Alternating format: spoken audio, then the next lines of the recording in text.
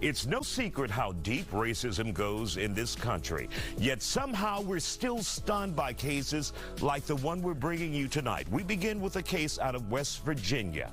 Gene Whitefeather and Donald Lance, a white couple, are accused of treating their 5 adopted children like slaves. We know for sure 3 are black, according to the indictment. Prosecutors say the children were also targeted and adopted because of their race. The pair was arrested last fall. This was after a wellness check turned into a reveal about the living conditions of the children. 2 of the children, 14 and 16 years old, were found living in a barn outside. Neighbors tipped law enforcement off. Deputies discovered there were limited resources in that barn. The teens only had a small porta potty, no running water, or a mattress. According to neighbors, the children were not allowed inside of the home, the main house, and had to do farm labor outside instead. Whitefeather denies the allegations and says the barn was simply a teenage clubhouse. Both Whitefeather and Lance are now behind bars as they wait for a trial to begin September 9th. Joining us to talk about it here on The Factor Uncensored, we have with us parent David Settles, Todd Smith, the CEO of Regal Media, and trauma therapist Chow Win. Glad to have you all on The Factor Uncensored. So, David, first of all, as a parent, hearing this story, and we have learned that the judge admonished them in court in another hearing, saying, I have never in my life seen anything like this. Your bond was $200,000. Come back. It is now $500,000 each. Yeah, absolutely. And I think the judge did the right thing by increasing the bond. But as a parent, absolutely, it's downright deplorable, right? It's not even just disgusting, but it's purely evil at this point, right? And but to go back to the point about them raising the bond, you know, people have been talking about the foster care system and adoption regulations and things like that.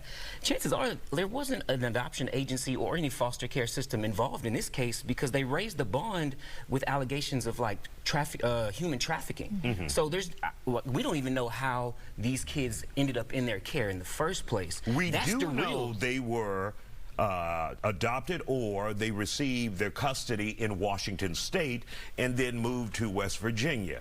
Were people wise? Were people getting concerned about what they saw in Washington, and that's why they moved to West Virginia? That's a question we still have to explore. Two things come to mind.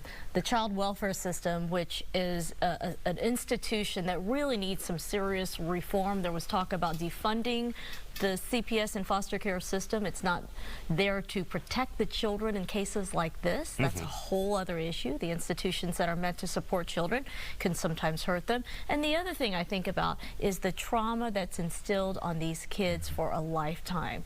We talk about something called adverse childhood experiences, neglect, abuse, poverty, you know, unhealthy sanitary conditions, poor parenting. Those are things that can affect those children for a lifetime, that can create PTSD, anxiety, depression, poor relationships, poor jobs, crime. Those are very serious outcomes for those children.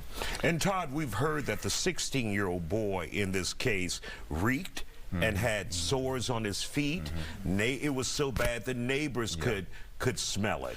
It just, if you look at the images, it looked like an old school plantation. The shed, the barn looked like a slave shack. It's just, like David said, it's just evil. And to think in 2024, you still have people who see black people and children at that as property, you know, just to use for their own purposes and stuff like that.